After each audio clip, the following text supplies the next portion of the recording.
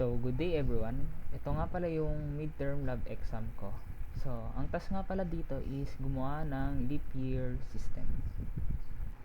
So, based nga pala dun sa task is i-determine nung system na yun if yung year na yun is leap year siya or hindi. So, bigyan ko muna kayo ng overview sa nagawa kong diagram. So, ito siya.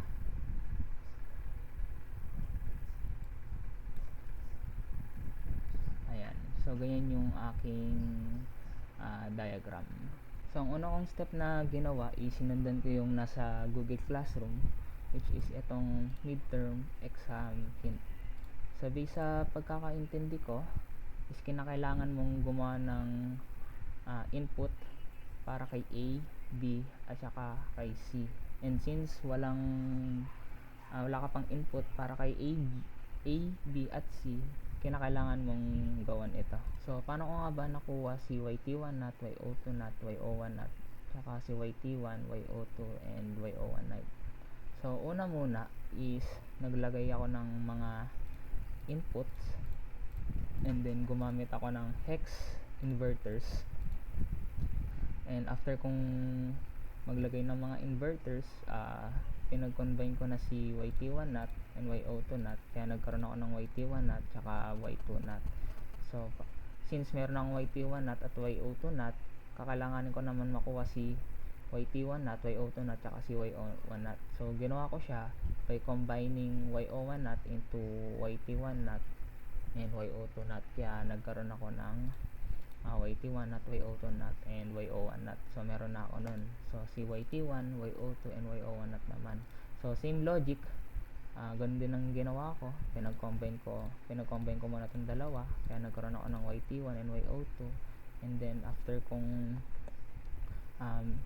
magkaroon ng YT1 and YO2, kinonvert ko muna si YO1 not into hex, and then pinag-combine ko na sila, kaya nagkaroon ako ng YT1, YO2, and YO1 not. So, after ko magkaroon ng dalawa, since plus sign to, ang plus sign ay nag-i-indicate ng OR. So, gumamit ako ng OR gate and then pinag-combine ko itong dalawa, nagkaroon ako ng input ngayon for E, which is si YT1 not, YO2 not, YO1 not, saka si YT1, YO2, and YO1 not. So, ganun lang din ang ginawa ko kay B. In-apply ko yung logic na kagaya kay A. So, ginaya ko lang din siya kay B. So, since kung mapapansin nyo, pare-pare silang not. So, ang una kong ginawa, syempre, naglagay muna ako ng mga inputs, and then after kung maglagay ng inputs, kinonvert ko sila into hex, which is a not, and then after converting them, so ayan, pinagsama-sama ko na at nagkaroon ako ng end. Ayan, so after ko sila mapag-combine, nagkaroon na ako ngayon ng output para kay B. And since nakalagay dun sa output is B not, kinonvert ko pa ulit siya, which is ito yung B not. So, as you can see, mapapansin nyo dito na ang logic ni C is pares lang kay A. Ang pinagkaiba lang nila, yung values, at multiply siya kay B.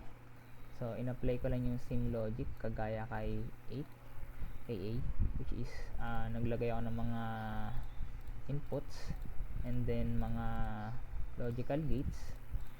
And then, after kong maglagay nun, pinag-combine ko sila at nagkaroon na ako ngayon ng YM1 not, YH2 not, YH1 not, plus YM1, YH2, and YH1 not. And then, after kong makuha yun, is minultiply ko lang siya kay B. And since ang multiplication ay nag-i-indicate na end ang ginamit kong gate. So, mapapansin nyo, meron na kompleto na yung input natin, which is si A, B not, tsaka si C. So, yung una kong ginawa para makuha to is pinag-combine ko muna si A and B not. Since multiplication yan, gumamit ako ng end. So, after combining them, inad ko naman si A, B not kay C. And since ang addition ay nag-i-indicate na OR, or ang ginamit ko. So by adding them, nagkaroon ako ng output na A, B not plus C. So since nakompleto na natin yung inputs and outputs, i-run naman natin siya ngayon.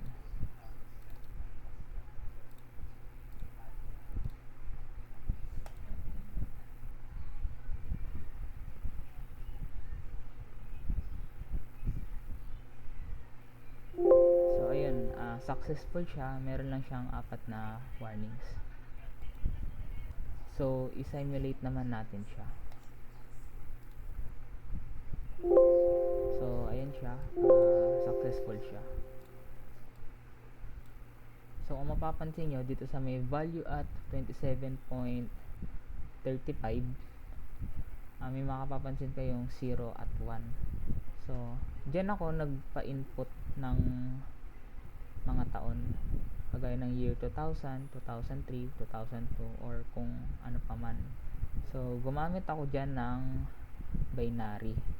So ang nakalagay dito is year 2000. So ito yung wave ni year 2000, and alam naman natin na kapag year 2000 is ano siya, leap year. So ito yung binary conversion niya. Ayan, 011111101000.